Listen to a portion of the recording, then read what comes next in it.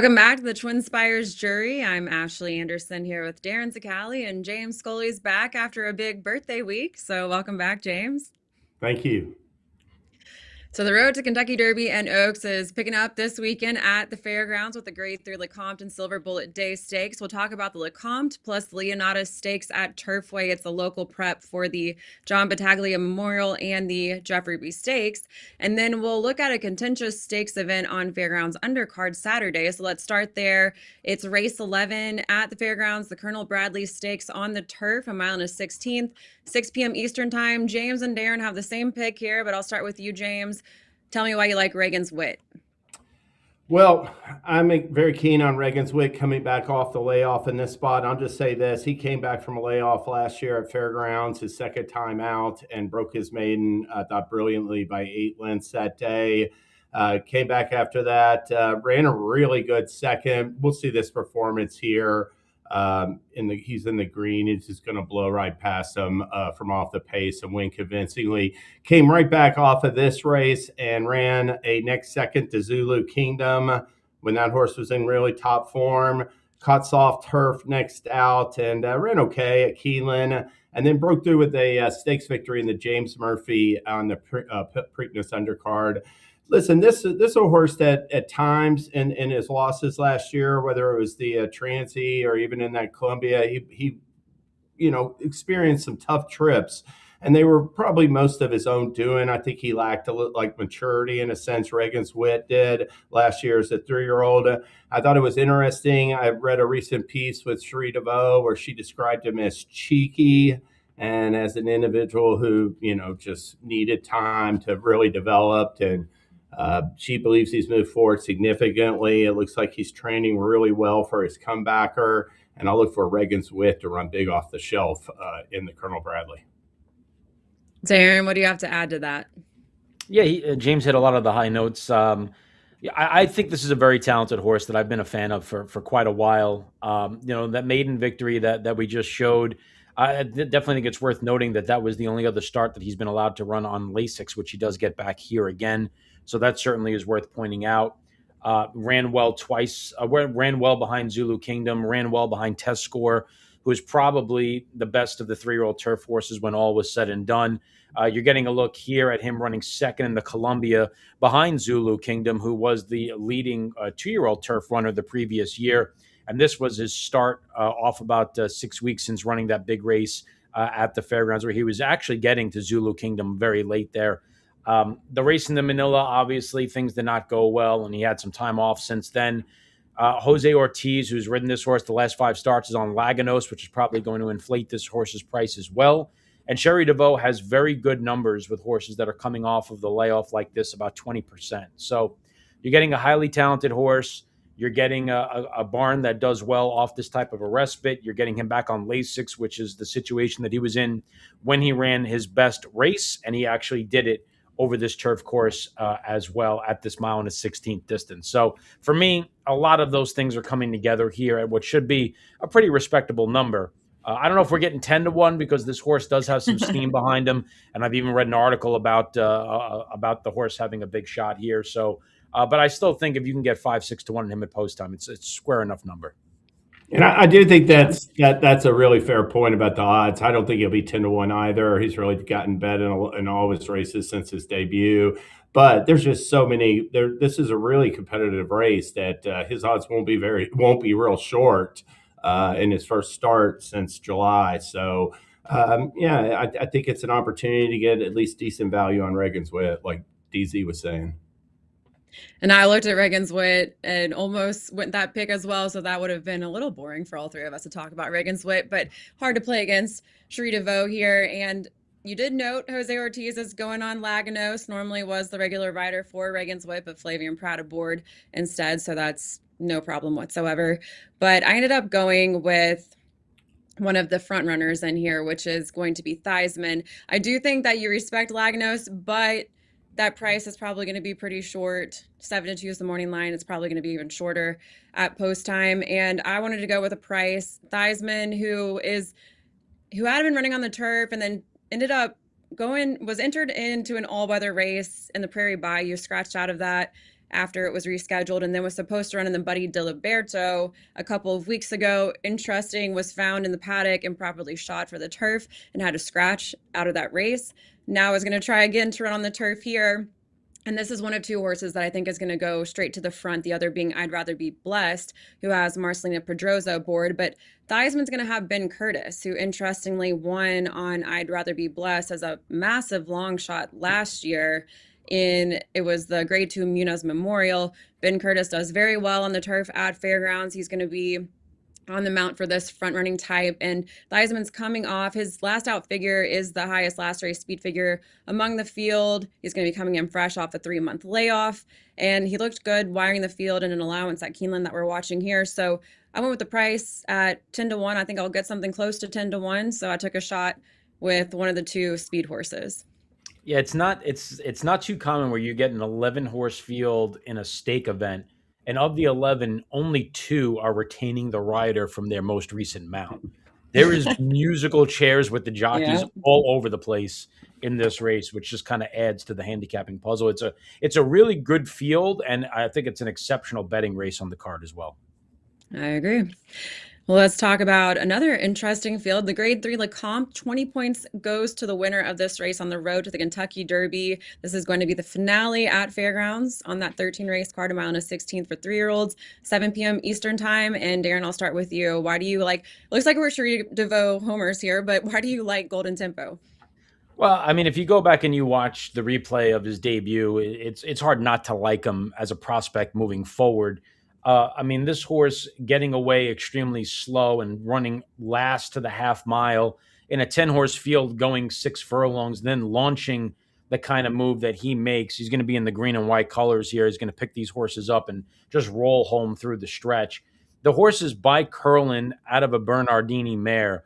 Obviously, this is a horse that's going to just get better with added distance. So the fact that he was able to accomplish what he accomplished in this particular spot, coming from where he came from to run down this winner, or this leader, I should say, who at the 16th pole looked completely home free. This horse just came out of the absolute clouds. Would love to see the 5th stable with a major 3-year-old here teaming up with St. Elias. But if he has that kind of, and I understand that there are times where horses sprint and close extremely well with a big turn of foot, and it doesn't mean that it's going to work stretching out. But if a son of Curlin out of a Bernardini Stakes winning 2-turn mare is going to be best at 6 furlongs, I'll gladly wear the egg on my face and say that this horse, if he doesn't stretch out well, I'll be shocked. He's got the profile of a horse that's going to stretch out well. He's built like a runner that's going to stretch out well. And he catches a field here in the Lecomte that, with the exception of Chip Honcho, it's not really exactly a proven stakes commodity field. It's a lot of these horses that have been running in maiden races who recently broke their maiden and are looking to take that next step. And out of all of those runners, Golden Tempo, for all the reasons I highlighted, has the most appeal and the most upside for me. And here's where you get Jose Ortiz. He's retaining the mount on Golden Tempo, had the choice, I'm assuming, to go with Golden Tempo or Mesquite. But James and I were going with Mesquite, who ran last out at today's distance. I'll let you start, James. Why did you go with Mesquite? Yeah, I had picked Mesquite in the gun runner, and he scratched out of that race. He drew the rail that day, comes back in this race, gets post 7. I think it's a much better draw for Mesquite. And, since that race on December 20th, he's come back and turned in 2 sharp works, I think, for well-received works for Cherie DeVoe. I love that November 7th maiden special weight at Churchill Downs. I really think that is going to be a key race. The 3rd place finisher Carson Street's in this field. He's coming off an 11-length maiden win. The runner-up Liberty Balance. He's on the undercard. Asmussen, the horse that even ran 4th or 5th in that race, Silver Shot, is on the undercard. I think this race is going to be real productive. And I just thought that Mesquite was green. He was one to lug in an upper stretch. But once he got going late, he was always the winner, I thought, and just exited that race, I thought, with so much promise. So I'm going to stick with him. Now, granted, I took a hard look at Darin's horse, too. Yeah.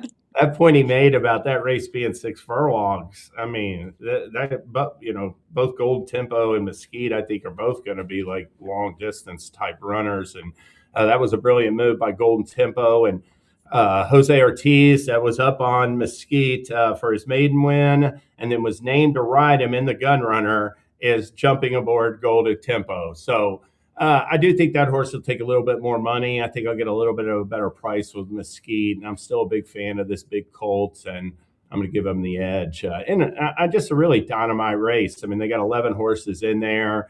There's a couple of Selly and Thunderbuck that are cross-entered to maiden or maiden races or allowance races on the undercard, but it's still pretty competitive. My real thing is Crown the Buckeye, 4-1 morning line favorite. I mean, is there anybody that watched the Gun Runner that wants to bet Crown the Buckeye? Yeah, I know. I was surprised by that. I didn't It's a see cool that. story, but yeah. Yeah, but yeah, that's my take. Why do you like Mesquite, Ashley?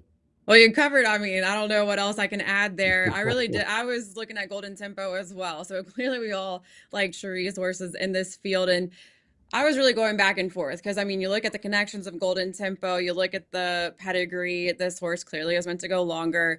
I'm very confident that Cherie is going to have this horse ready to go 2 turns and stretch out to this distance. First time stretching out. But Mesquite, it was just, I ended up going that angle with one, like you mentioned, James, will probably get a better price, but also the fact that this horse is already proven at the distance. So I like the fact that it got that.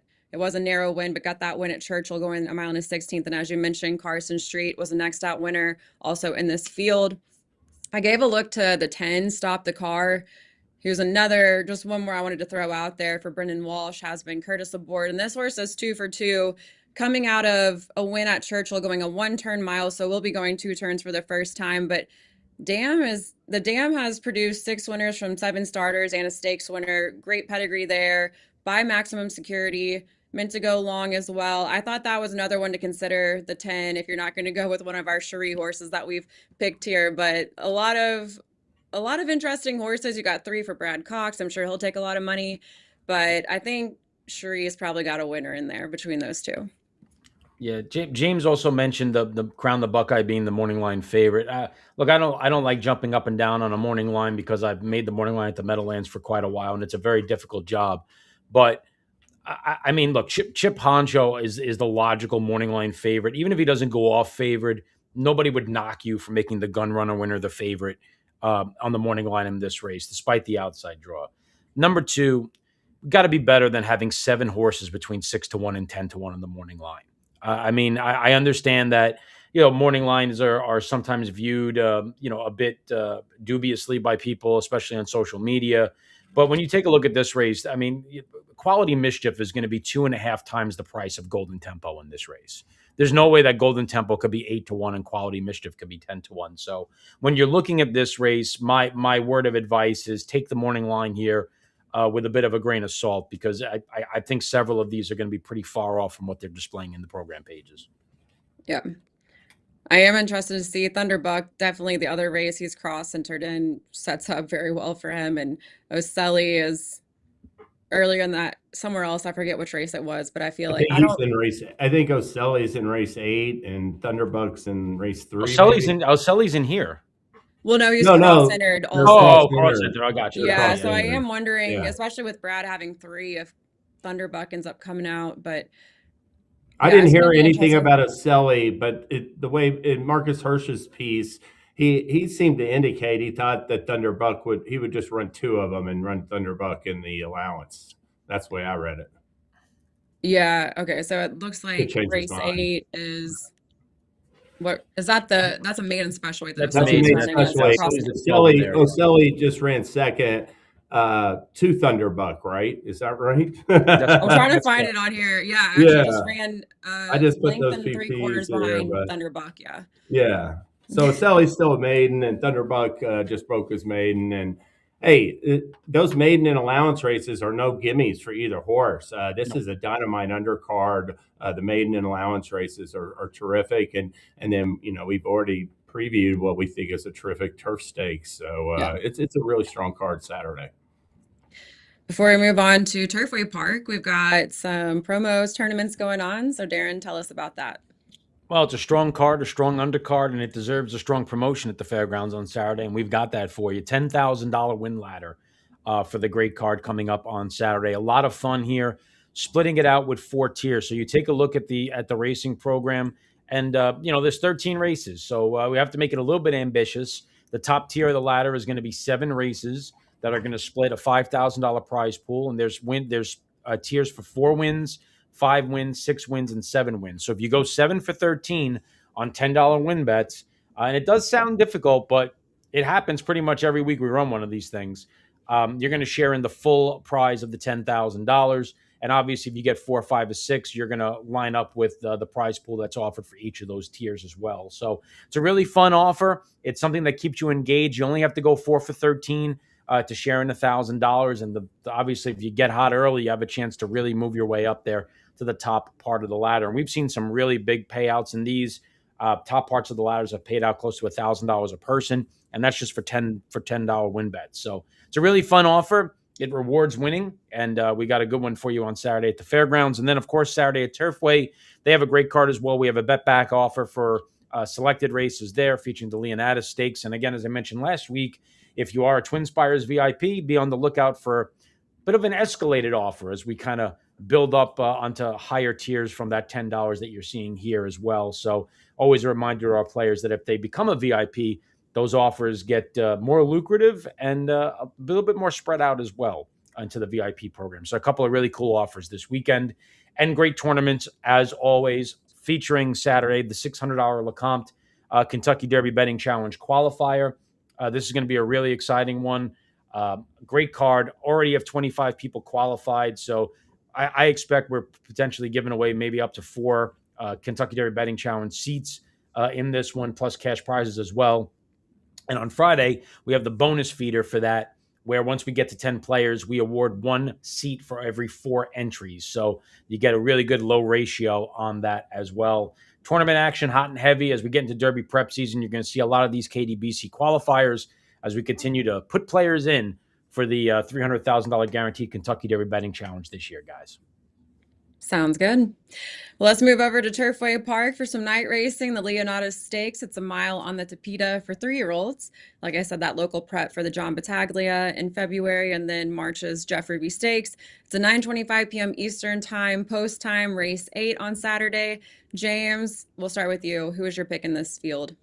I'm going with number 3, Valiant, for Todd Pletcher, excuse me, Brad Cox. He's 8-1 or 6-1 on the morning.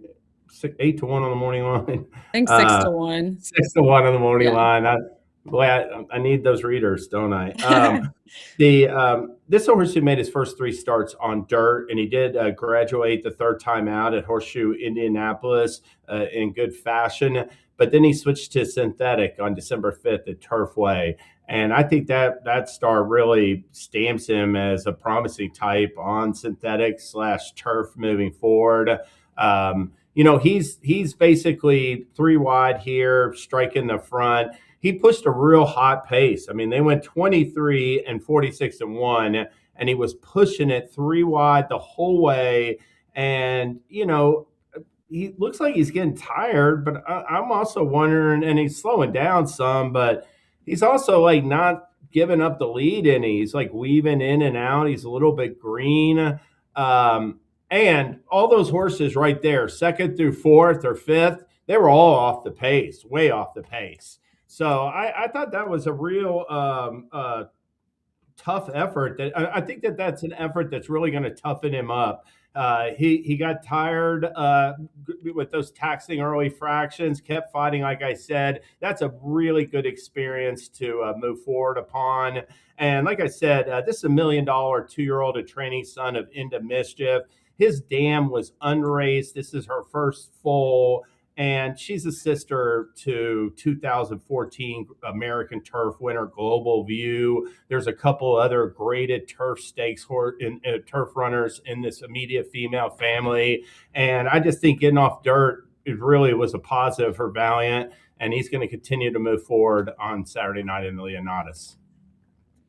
I think it's a good pick, and I thought he looked stronger to me than the other Brad Cox horse, who's 2-1, and trying all weather for the first time, has been racing on the turf, and yes, did win by 5 lengths last out against Allowance Company on the turf at Keeneland. But I think, considering what we just saw with Valiant that last out, I did think, yeah, he was green in the stretch, but can improve off of that. And I think is a better of the two choices for Brad Cox. And I think he might have a chance to go slower. I mean, there is a 30-1 shot, long shot in there, but those horses are tough to trust in my view. Those Indiana bred horses, been running Indiana bred races. If he gets clear early, it's only going to be his benefit. Darin, why do you like Reb 5? Yeah, Reb 5 I think is very interesting here for trainer Mark Casse. First of all, he thought enough of this horse to debut him in a stake race up at Woodbine on October the 5th. That race was won by subsequent Breeders' Cup Juvenile Turf Sprint winner Cy Fair. Was only beaten 5.5 lengths, first lifetime start going 5 on the grass.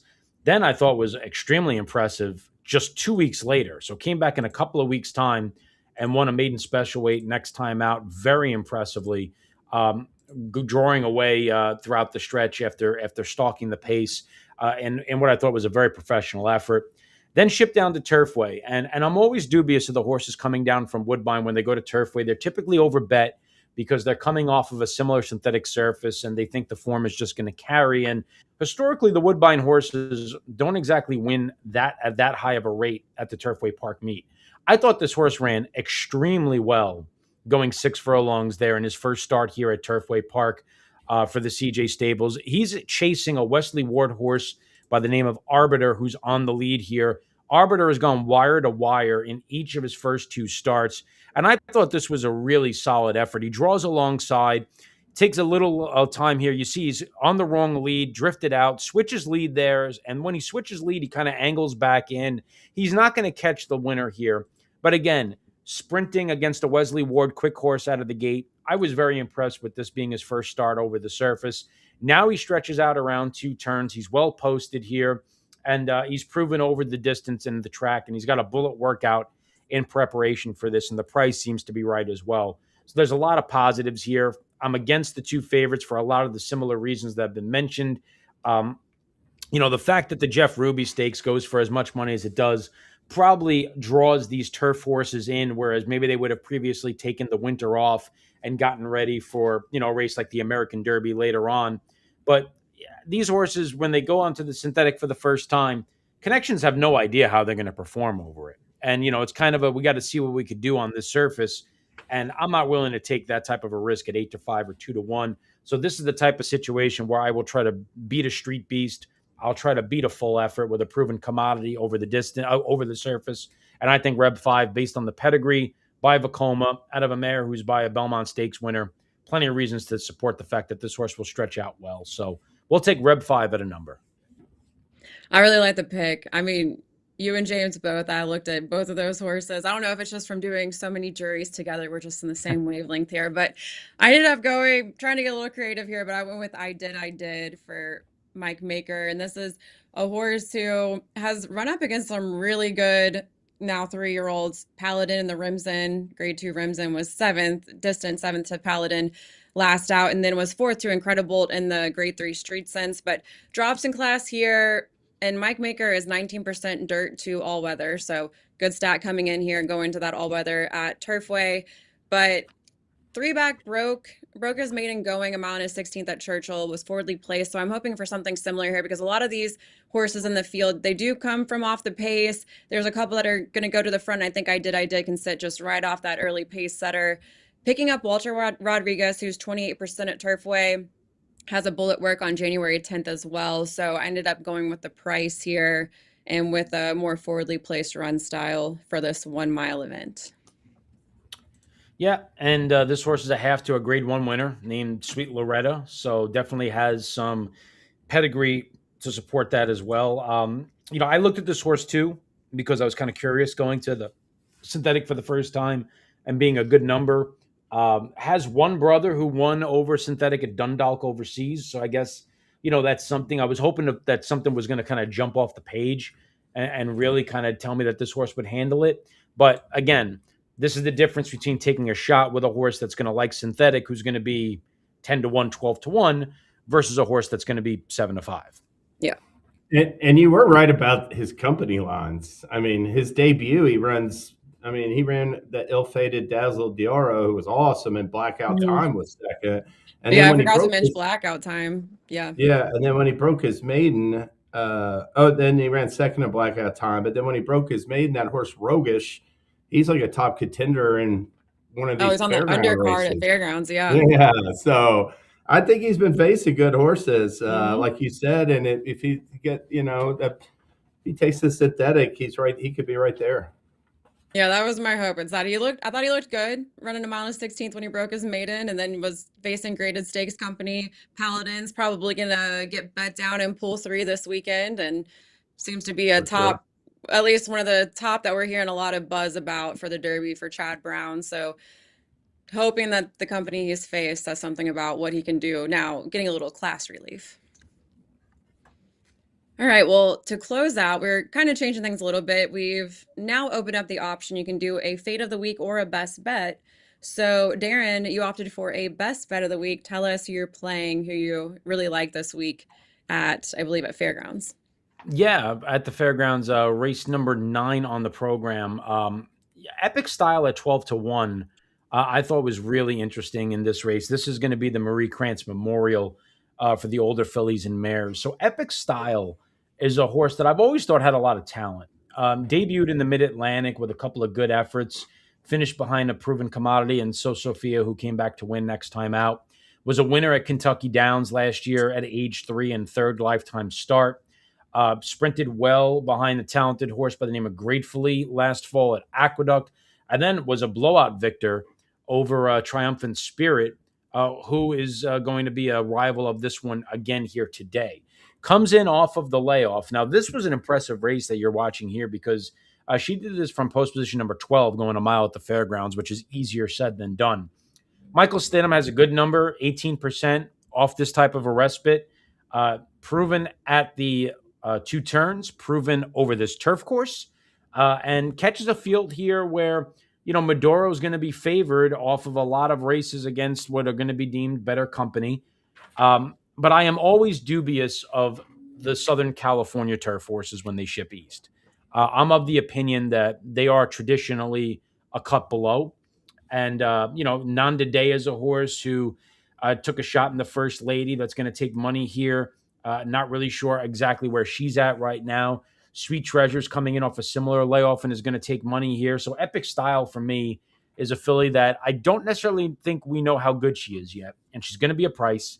And I'm going to try to jump on before maybe everybody else catches on to what might be in the tank here. So we'll take a swing at 12 to 1 with Epic Style.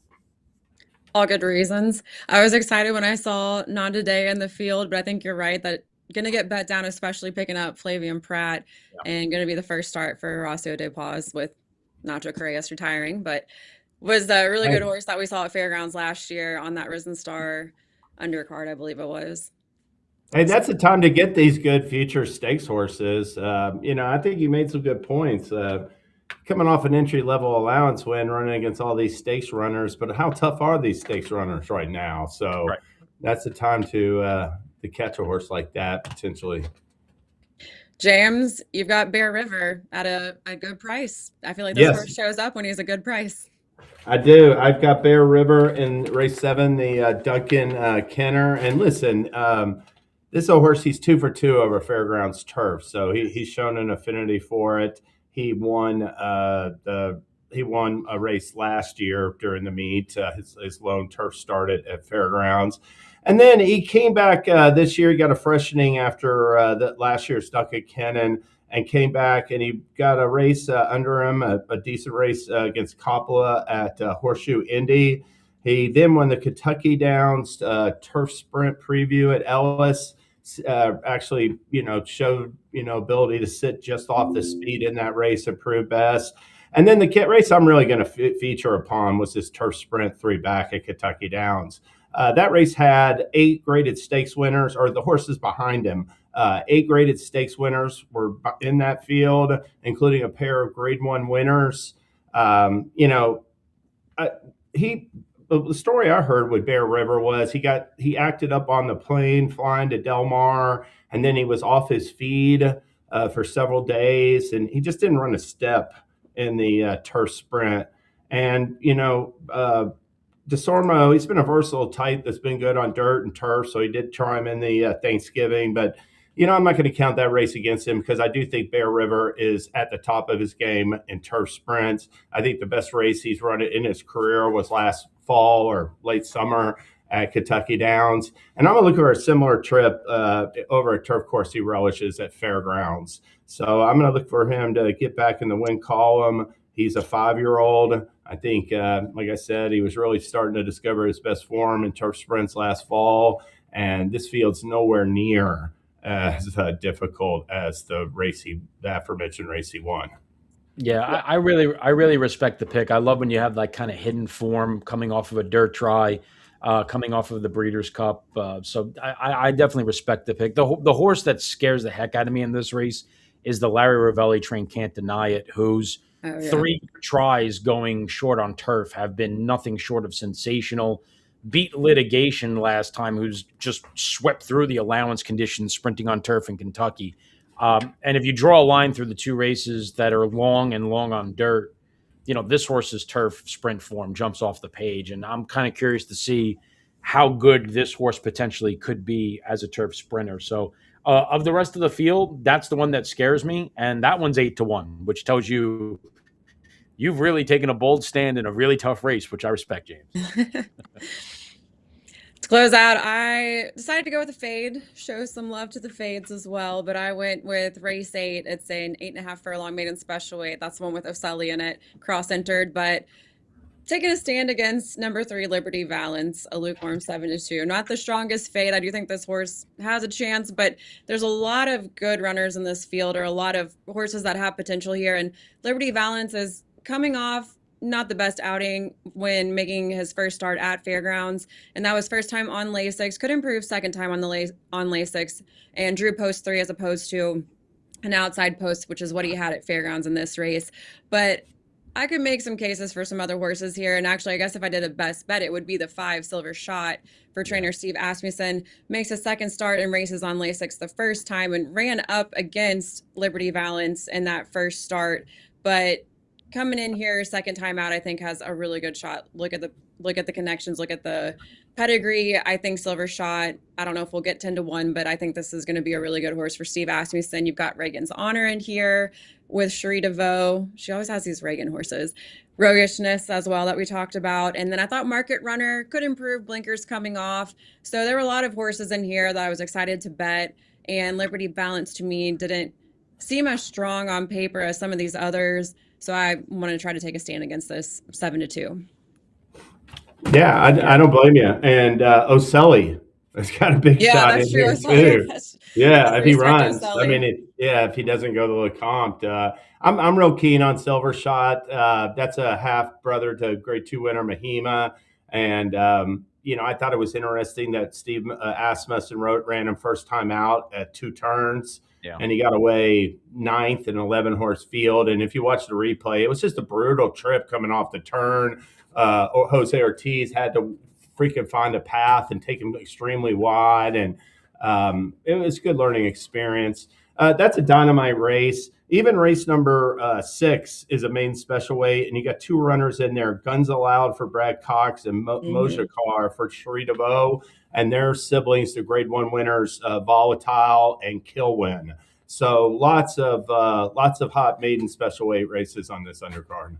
Yeah, I'm all over Silver Shot as well. If that horse is anywhere close to 10-1. Not only will I be astonished, but I will probably not have enough money to bet race 9 if he loses. Yeah. What was it? $2.2 million purchase too. A lot of money in that horse. All right. Well, that's all the time we have today for the TwinSpires Jury. We will be back next Thursday to talk our top plays for 3 more stakes races and our best bets and fades. So we'll see you next time.